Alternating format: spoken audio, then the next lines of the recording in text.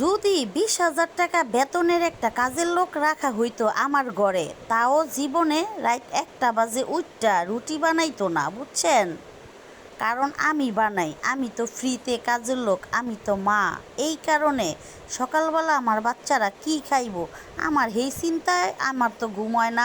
মশারির বিচ্ছে ঢুইক্কা মনে হইল, আল্লাহ রে, আমার না নাস্তা বানাইতে হইব।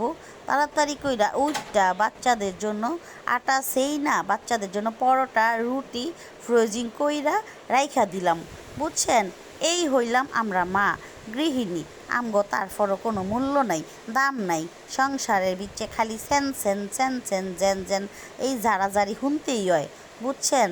কিচ্ছু করার নাইকা, আমরা অসহায় অবলা নারী, বুঝছেন? খালি বাচ্চাগো দিকে তাকাইয়া এই সংসারের দিকে পইরা থাকি, নাইলে জীবনেও এই সংসারে থাকতাম না। যদি জানতাম সংসার এত কষ্ট, জীবনেও থাকতাম না। তো সবাই ভালো থাকবেন। আল্লাহ হাফেজ।